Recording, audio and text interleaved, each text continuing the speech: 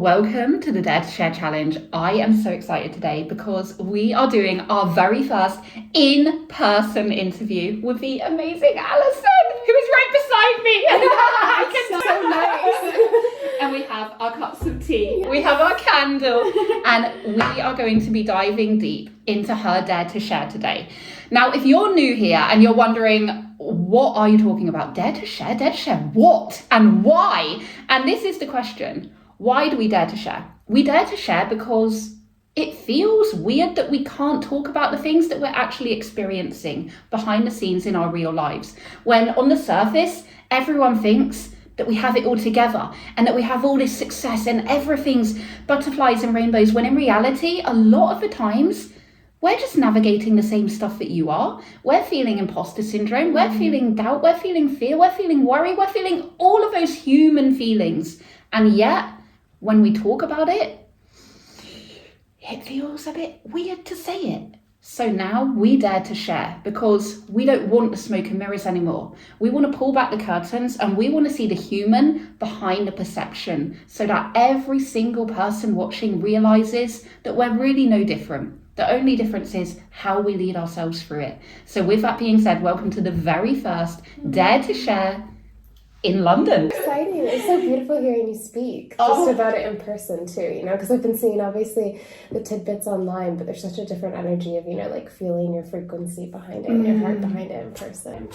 Oh my gosh, honestly, like I'm basking in this very moment because I've wanted to do in-person things for so long, and this has been a journey for me even getting to this point, and I'm so grateful that you trailblazed and you said, you know what, I'm going to be the very first person to come and do this, even though I live like, what, an hour and a half away? Yeah, I just felt like, you know, I think particularly on this topic too, you know, I think you can still have that through online, but there's something also about the intimacy of like, particularly that topic of more vulnerability and like being able to pull back that curtain of, in person. I just think there's nothing else like it. I love this so much. It's going to be so beautiful. So let's start with getting comfy. Having a cup of tea.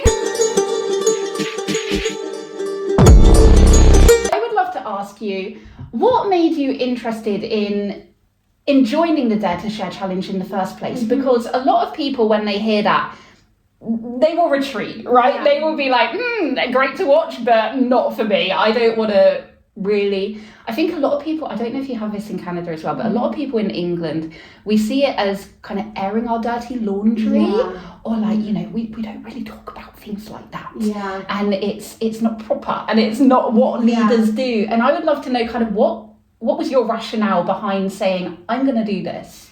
Yeah, you know, I think it was, you know, part of it was almost like not even like logical thinking. It was almost more just like of this intuitive, I'm going to lean into this because I think some of the ways that I live my life is like, what is that edge of expression for myself? You know, I'm always desiring to expand into like, you know, really living with more of that open heart or, you know, being more real and being authentic and what that looks like.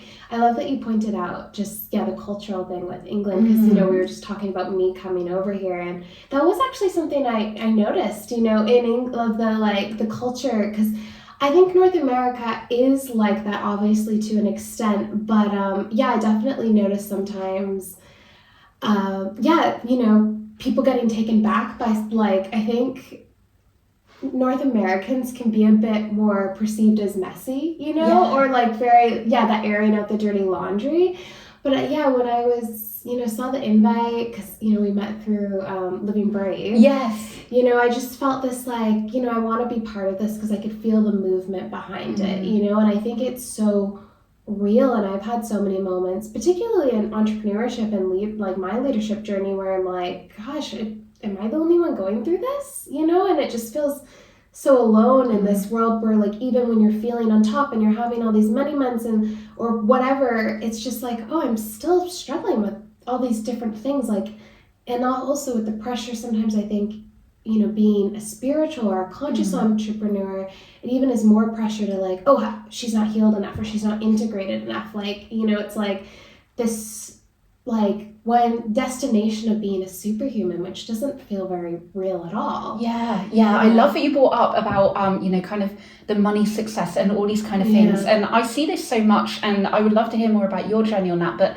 for me, I've had so many highs and so many lows. So many lows, because we're made to believe, and especially in the online space, that we hit success and then that's it. Yeah. Like it never goes away. It's like, okay, well, this is life now. And it's not like that. We have peaks, we have troughs, and we have pivots, and we have breakdowns and then rebuilds and all of these kind of things. And I think we can get caught in, like you said, Allison, this feeling of, well, this feels a bit messy right now, but no one else is talking about that. And that's for me how this was birthed, right? Because I fell into that. I feel lost, I feel like I don't know where I'm going. I'm kind of lost in all the noise, and I actually need to go and find myself, but I also shouldn't talk about it because that's not what leaders do. Yeah. And that obviously then led one thing to another, and here we are today. But how have you navigated that in your own journey?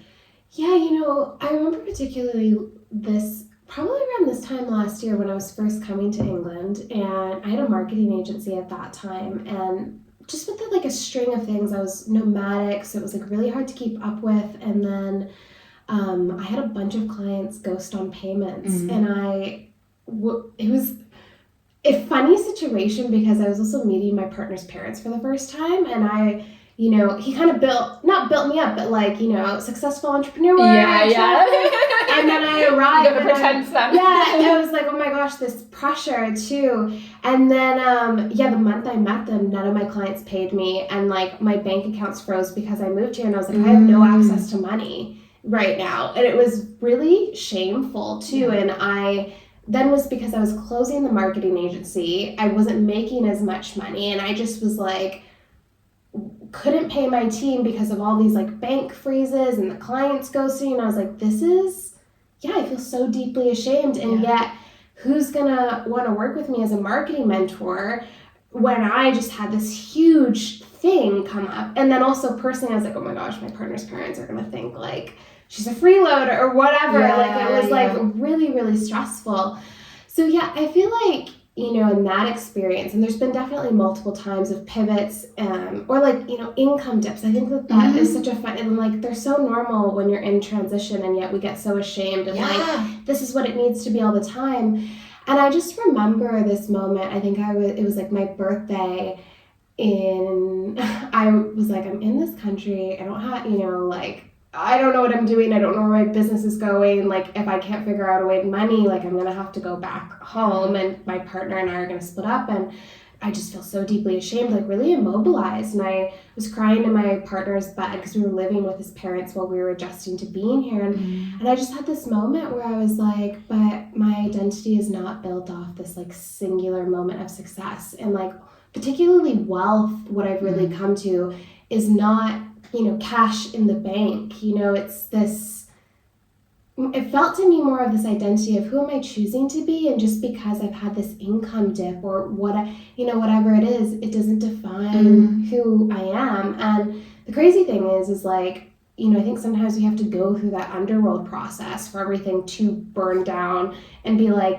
are you really going to trust where you're being led? Oh, we know that feeling. I feel so many people know that feeling, right? And then it was great because it led me back into coaching, which is what I first started my business in. It was wow, this has been the most successful year of yet. But I had to go through this what the frick am I doing? Oh my gosh, I'm meeting parentals. I can't access money right now. I'm surrendered, the most surrendered I ever had been in that moment. Oh my God, I love that word, the surrender. Yeah. It's something that I fought for so long because I've been such a control freak. My whole life, I really, really struggled with letting go of that control. And it was only in that moment where I really surrendered. When that, okay, I really will do it this time. Yeah. I just won't think about it. And it was that was the catalyst to everything. But if you're watching this and you're thinking, okay, easy to say, not so easy to do, I completely understand. And I think, Allison, I'd love you to touch on this as well. But for me, it was that that point of the pain that I was living in right then psychologically, of knowing that I was destined for more, but blocking myself from it continuously. And I remember this moment saying to my mentor, anything has to be better than this feeling. I don't care how uncomfy it is. I don't even care how long it's going to last. I can't carry on like this, like beating myself up every single day, knowing that I'm getting in my own way, but not being able to do anything about it. What was your experience with surrender?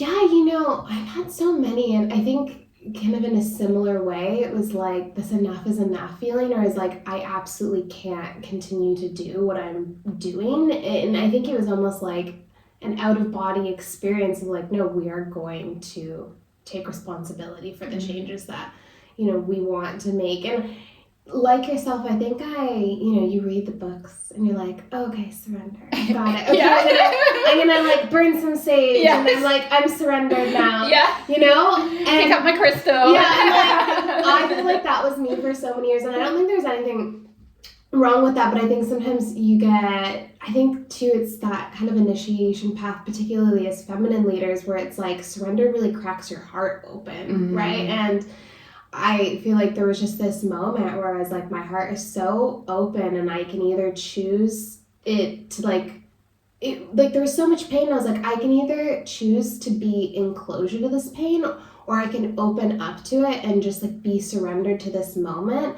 and allow that to really, like, at that point, I think my inner fire felt like an ember. It was not very strong, and I was like, or I can just continue to rebuild slowly and like almost let the mystery of life like almost crack me open wider to what I'm meant to do, and I don't need to know exactly how I'm gonna get there, how I'm gonna rebuild. I just need to trust this fan this one little ember that I'm like, it's there, I know it's there.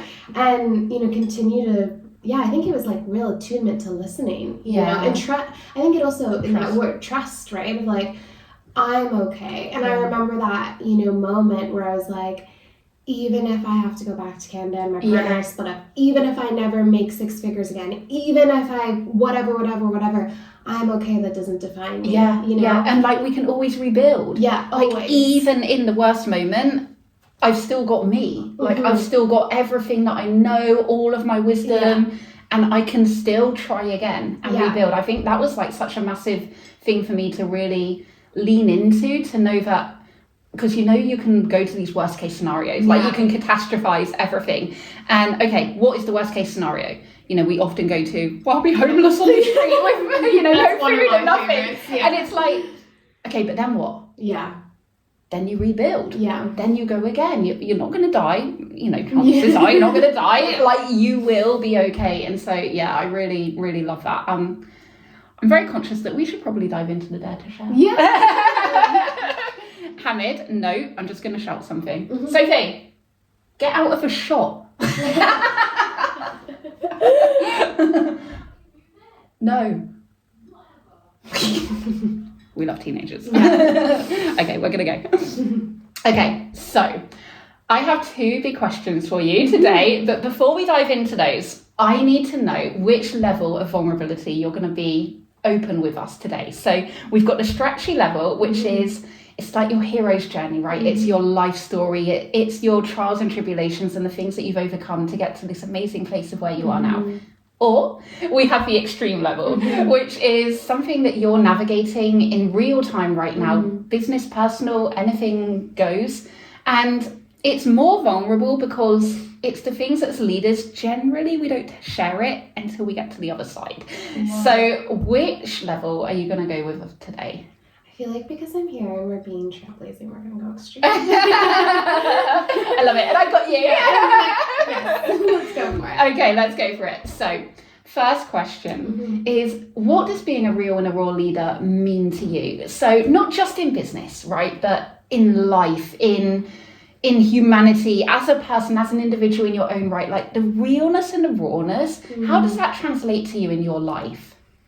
I love this question. When I first feel into it, it really feels like this like real connection to that pulse of aliveness, you know, really like being open to not just like, okay, everything's, you know, going my way, but really meeting every moment with like honesty almost, and the intimacy of, okay, I'm like feeling like shit right now, or like this isn't going well, and allowing that to almost like feed into my aliveness. I'm like, that is what makes me human, just as much as like all these other beautiful things, you know, and particularly, I don't know, seeing myself as a whole human, you know, rather than just like fragmented versions of, you know, this is only likable, or this is proper, or this is acceptable, but how can I really just be with like the wholeness of what makes me alive as a woman and a leader and just a soul navigating life, right? Like, this is my first time I know of that I'm like navigating, right? Yeah, I love that so much. And I think what you said about,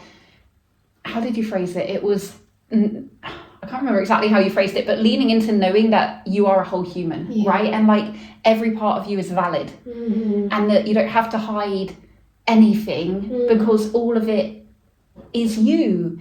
And this is, again, we go back to the why behind this show, because all of you is you, and that is so beautiful. And we don't have to hide it or feel ashamed about it, or, you know, pretend that it doesn't exist, and just know that that's what makes us so amazing and unique and beautiful. So I really love that. Thank you for sharing that. Yeah, of course. Okay, are you ready for the big question? Yes. I would love to know, before I ask you, so actually for you guys watching, I'm about to ask Allison what she's going to be willing to dare to share with us today, and I have no idea what she's going to share. I'm going to be equally as surprised as you are. But what I always ask anyone who joins me on this stage is that they make it a bit stretchy for themselves. It's not something that they would normally, you know, go on social media and say, or that they share with their audience on a regular basis. I like them to push themselves out of their comfort zone. And the reason being, because we go first. As leaders, we show you that we get uncomfortable too. And the more leaders that come on this stage and do that, the more we become the green light and the permission slip for all of you watching and saying, look, I don't feel comfortable saying this, but I'm doing it because I want you to know the reality behind the scenes. I want you to know that you're not alone when you feel the fears, the doubts, the insecurities, whatever it is. And that if I can do this, you can do it too. So with that being said, Allison, what are you willing to dare to share with us all today? Yeah, you know, I was feeling into this. I was like, what is that for me? Like, what is that real edge of something that I like haven't spoken about, or maybe even had felt like a sense of shame around? And you know, something I think I've been going through for the past, I would say like really strongly a year, that I've been like, oh, I can't talk about in kind of a lot of spaces, was like, oh, I'm really navigating a lot of jealousy of like with other women, you know, and like feeling like, oh, I can't say that because I'm, you know, a female leader, right? And also in a space where it's like there is so much celebration of women, which I am for. I'm also navigating my own like threads of like, is there enough space for me? Or like, you know, and like even noticing this like titration between like, oh, I'm not enough, or like trying to be better, and like, you know, sneaky ways that I'm still in competition with other women. And I'm like, oh, that feels icky because I don't want to share that with women, or I work with a lot of women, you know, and I'm like, oh, what if they don't see me as integrated or a safe space, you know? And it's been interesting. It's come up in a lot of different ways. I noticed it first when I got together with my partner, and I was like stalking his ex on, I was like, just like, we've done that. And no one talks about that. I'm like, oh my gosh, everyone's gonna think I'm crazy if I'm doing this. And like, so much so, I'm like, oh my gosh, like kind of that feeling of like, oh, I don't like her. Yeah. And I'm like, oh my gosh, she's so beautiful. Yes, you know? I do know. Do I hate her? Do I want to make out with her? Like, what's going on? And like, you know, threads of that, or even then, you know, having, you know, introducing like clients to each other, where, you know, one of my one-on-one clients and another like, one they work together. will I be out of, you know, and like, oh my God. this just like all these different threads. And the beautiful thing is like, I'm so happy it's coming up because I know that I can feel it a bit more in the moment where I'm like, what is this? But also just being in the texture of like, oh, I'm really freaking jealous right now, you know? And like, is there space for me? Are people gonna like me? Just like the wildness of how deep, you know, like even I would say like inner misogyny or like the patriarchy, I'm like, wow, I have this, you know, and I'm perpetuating it a little bit of this, like, I have to be better, or wait, no, I'm not enough. And like, how do I navigate that as a woman that does hold space for other women where I do want the energetics clean? I'm like, oh, you know, it's like a sticky, uncomfortable energy that I've been in, you know? Oh my gosh, I do know so much. Like, and I want you guys watching this to realize, one, what an incredible share this is, because this is something that I guarantee every single person watching does experience right now, has felt at some point in their lives. And I also guarantee that you will hardly see anyone talking about it. And yet we all experience it. We all feel it, because I believe as women and as girls, we're built to be pitched against each other from such a young age.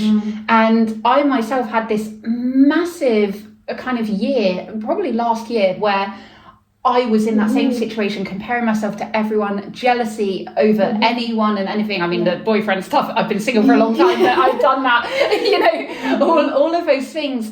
And, you know, it's that sister wound of, I want to be accepted by other women, and yet I feel like I'm not good enough or I'm left out. And I actually had a situation, God, this is so, the synchronicity. I had a situation this morning where I dropped my youngest off to school. She's 8 years old, sorry, just had her 8th birthday. And bless her, she was at the gates crying because she's in a little trio and 2 of the girls are having a sleepover tonight and she's not invited.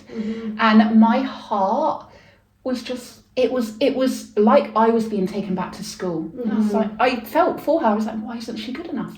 Why hasn't she been invited? Why is she being left out? And this happens to so many women. And then we get to this point where we know logically that it's not what we want to be feeling, but it's in our DNA from birth, really. So I would love to hear how you're navigating this. Like, what are you doing to kind of lead yourself through this? Yeah, well, I love somatics, so I feel like a lot of the way I approach this is somatics, and I also have a medicine woman background, and a lot of the way that I think spirit talks to me is through dreams. Yes.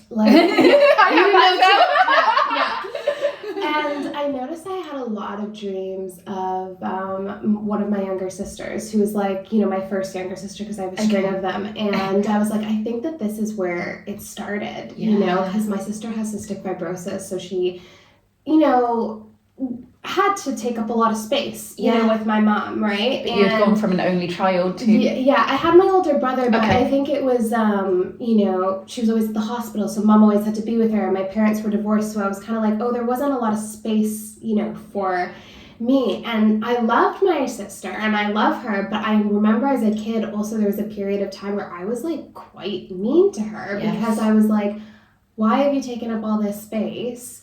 And she's also just has this big, you know, she has a great personality where she like really is a person that commands a lot of attention in the room. And I'm a bit more of a softer presence. You know, I'm like, I'm going to read in the corner. And so I like felt like I was in constant competition with her. And the only way that I could, get an attention was attacking her, you know? So I've been just doing a lot of internal work, and for me that's looked like a lot of forgiveness for myself, because I'm like, wow, this is a lot of shame, you know, of putting down another woman, particularly my sister, and also seeing just, oh, this has been possibly a theme when I've been threatened by other women, maybe not externally, but even just internally, you know, shaming or judging or whatever that looks like. So I've been doing a lot of this somatically, of just like, how can I, one, you know, take the shame out of it? Because I'm like, it is, I think, such a common thing. And I'm like, you know, even with me stalking my partner's ex, I was like, why doesn't anyone talk about this? Because I'm like, I was kind of obsessive at one point, where I'm like, oh my God, why am I waking up in the morning to check her Instagram? Oh and I'm like, this is nuts. This is absolutely nuts. And I was like, am I like am I a psychopath? And I was like, just really had to like take a lot of the shame out of it, and forgiveness, and also what is that, just being with those textures of trying to be better with someone and being in competition, and then also where is that point where I don't feel good enough, and then lots of practice around like, how can I see my own beauty and not see that someone else's flavor of femininity takes away from mine. That's been the biggest thing, and slowing down and noticing when I'm feeling that part of me come online, being like, breathe. When I notice jealousy is present, I'm like, what am I jealous of? Like, what is actually expanding me in her? If she's like taking a lot of space with her voice, I'm like, oh, there's a part of me that maybe like wants to bring, like, be a bigger presence. Or I'm like, more fluid in our sexuality. I'm like, ooh, that is actually something like I really admire, and use it as more of an expander rather than, this frame of it's taking away. And I think that almost goes to the heartbeat impulse of like abundance, right? It's like there's room. I was just gonna say that. I was like, because it always links back to scarcity of there not being enough for us all, whether it's, if she's beautiful, I can't be as beautiful. And it, again, like to me, it goes straight back to childhood of best friends, right? Of you can't have more than one best friend. And it's like you have to choose, and that means that someone's not good enough. And it just links so much to not being enough space for all of us. And oh my god, I feel like we could talk for a very long time, so we might chat after this. But this has been such an incredible Dare to Share for the very first live one in London. I would love you to tell everyone where they can find you, and also about the magic that you bring into the world. Yay! Yes. So I feel like I spend most of my time on Instagram these days, which is I am Allison Canales. I'm sure you'll link it and stuff like that. Also my newsletter, I call it. I send it out weekly, and I feel like it's like marketing medicine tips with like a lot of also like, vulnerable storytelling as well.